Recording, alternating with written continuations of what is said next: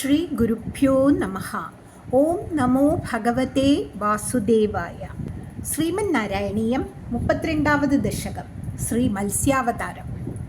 புரா ஹயக்ரீவ மகாசுரேண சஷ்டாந்தராந்தோத்யத காண்டகல்பே நித்ரோன்முக பிரம்மமுகாத்ருதேஷு வேதேஷ்வதித் சகில மத்ஸ்ய ரூபம். இந்த 32வது தசகத்தில் பட்டதிரி மத்ஸ்யாவதாரத்தை வர்ணிக்கிறார். அதில் 1வது ஸ்லோகத்தில் பட்டதிரி குருவாயூரப்பனை பார்த்து சொல்கிறார், ஓ குருவாயூரப்பா, முன்னொரு காலத்தில் 6வது மன்வந்தரத்தின் முடிவில் பிரளயம் ஏற்பட்டது. இந்த பிரளயத்தின் பெயர் அவாந்தர பிரளயம். 1000 சதுர் யுகங்கள் சேர்ந்து வருவது ஒரு மன்வந்தரமாகும். ஒரு மன்வந்தரத்தின் முதலில் பிரம்மா தூங்குவார். இந்த சமயம் பார்த்து ஹயக்ரீவன் என்ற அசுரன் பிரம்மாவிடம் இருந்து வேதங்களை அபகரித்து விட்டான். இந்த வேதங்களை மீட்டு எடுக்கத்தானே நீ மத்ஸ்யாவதாரம் எடுக்க விரும்பினாய் அல்லவா குருவாயூரப்பா? குருவாயூரப்பனை பார்த்து பட்டதிரி கேட்கிறார். சத்யவ்ரதஸ்ய மிலாதிபர்துர் நதி ஜலே தர்ப்பயதஸ்ததானீம் கராஞ்சலௌ சஞ்ச்வலிதாக்ருதிஸ்த்வம திருஷ்யதா கஷ்சன பாலமீனஹ. இந்த 2வது ஸ்லோகத்தில் பட்டதிரி குருவாயூரப்பனை பார்த்து சொல்கிறார், ஓ குருவாயூரப்பா, ஒரு சமயம் திராவிட நாட்டின் மன்னன் சத்யவிரதன் ஆற்று நீரில் தர்ப்பணம் செய்யும் பொழுது அவனுடைய கைகளில் மிகவும் பளபளவென்று புதுமையான அழகான மீன் குஞ்சாக நீ காணப்பட்டாய் அல்லவா குருவாயூரப்பா?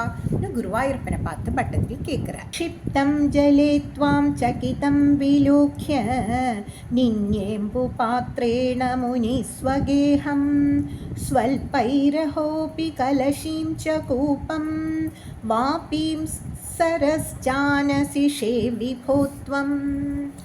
இந்த 3வது ஸ்லோகத்தில் மத்ஸ்ய உருவம் எடுத்த நாராயணன் வளருதலை பற்றி வர்ணிக்கிறார் பட்டதிரி.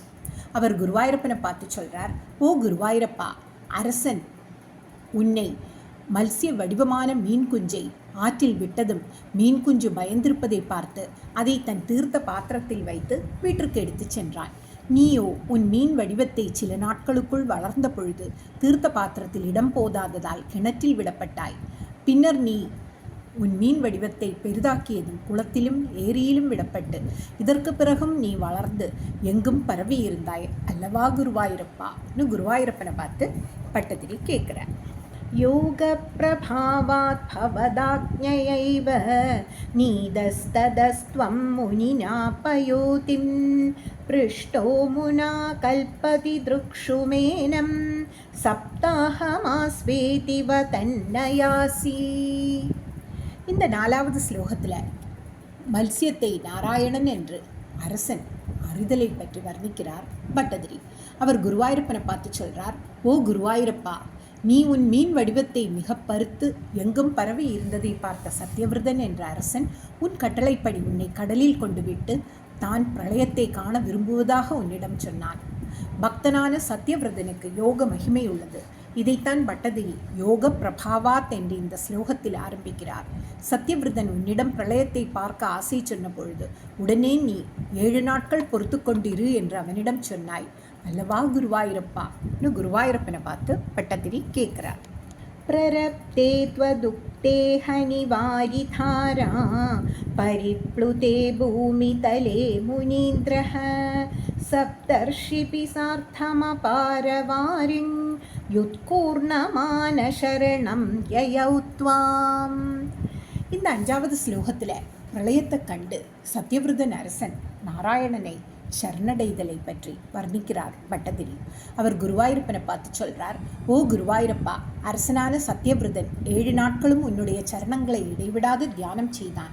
பிறகு குறித்த நாள் வந்த பொழுது பெய்த கடும் மழையால் நிலம் பிரளய ஜலத்தில் சுழன்று மூழ்கி மறைந்தது.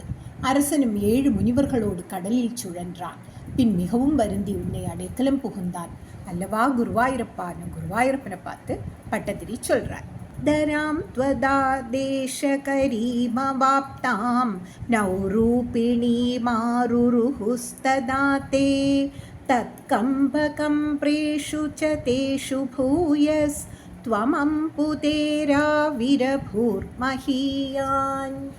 இந்த 6வது ஸ்லோகத்தில் பூமி தேவி தோணியாக வருவதை பற்றி வர்ணிக்கிறார் பட்டதிரி. அவர் குருவாயூரப்பனை பார்த்து சொல்றார், ஓ குருவாயூரப்பா, பூமி தேவி உன் கட்டளைப்படி தோணியின் உருவில் வந்த பொழுது முனிவர்களும் சத்தியவிரத அரசனும் அந்த தோணியில் ஏறிக்கொண்டார்கள். ஆனால் அந்த தோணி அலைந்து ஆடத் தொடங்கியதும் அவர்கள் நடுங்கினார்கள். அப்பொழுது நீ பெரிய மீனாக பிரளய ஜலத்தில் இன்றும் தோன்றினாயல்லவா குருவாயூரப்பான்னு குருவாயூரப்பனை பார்த்து பட்டதிரி கேட்கிறார்.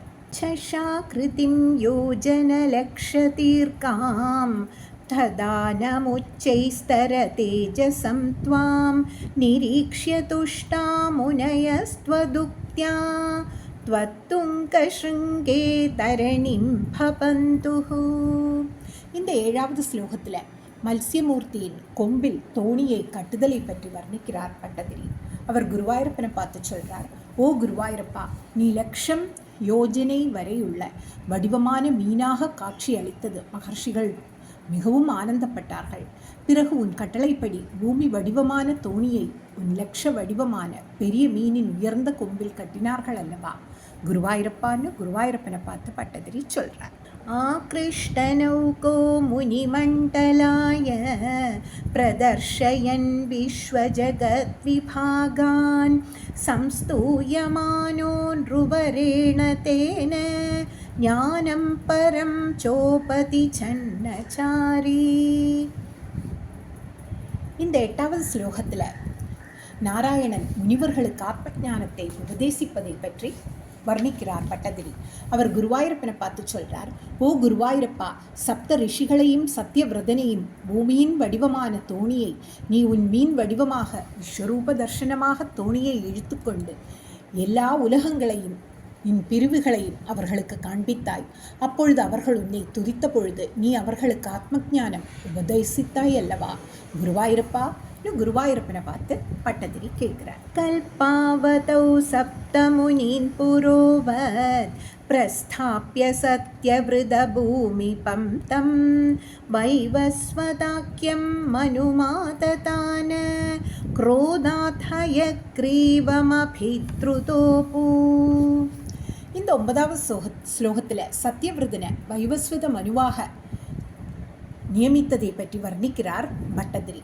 அவர் குருவாயூரப்பனை பார்த்து சொல்கிறார், ஓ குருவாயூரப்பா, பிரளயத்தின் முடிவில் அந்த 7 சப்த ரிஷிகள் நீ முன்போல் சப்த ரிஷிகளாகவே இருக்கச் செய்தாய். ஆனால் சத்யவிரதனை அடுத்த மன்வந்திரத்தில் வைவஸ்வதன் என்ற பெயருடைய மனுவாக ஆக்கினாய். பிரம்மதேவர் தூங்கும் பொழுது ஹயக்ரீவன் என்ற அசுரன் வேதங்களை அபகரிக்கப்பட்ட பொழுது மிகுந்த சினத்துடன் நீ ஹயக்ரீவனை எதிர்த்தாய் அல்லவா குருவாயூரப்பான்னு குருவாயூரப்பனை பார்த்து பட்டதிரி சொல்கிறார். स्वतुङ्गशृङ्गक्षतवक्षसं तं निपात्य दैत्यं निगमान् गृहीत्वा विरिञ्चये प्रीतहृते दतान प्रपञ्चनाकारपते प्रभाया. सर्वत्र गोविन्दनामसङ्कीर्तनं गोविन्द गोविन्द. இந்த 10வது ஸ்லோகத்தில் ஹயக்ரீவ வதம், வேதங்களை மீட்டல் முதலியவையை வர்ணிக்கிறார் பட்டதிரி. அவர் குருவாயூரப்பனை பார்த்து சொல்கிறார், ஓ குருவாயூரப்பா, நீ பெரிய மீன் வடிவில் உன் உயர்ந்த கொம்பினால் அசுரன் ஹயக்ரீவனை கொன்று அவன் கைப்பற்றிய வேதங்களை மீட்டு பிரம்மதேவருக்கு திருப்பிக் கொடுத்தாய். பிரம்மதேவரும் மிகவும் சந்தோஷம் அடைந்தார். இப்படிப்பட்ட நீயே என்னை காக்க வேண்டும் குருவாயூரப்பா என்று பட்டதிரி பிரார்த்திக்கிறார். அப்படியே நாமும் குருவாயூரப்பனிடம் பிரார்த்திப்போம். सर्वत्र गोविन्दनामसङ्कीर्तनं गोविन्द गोविन्द.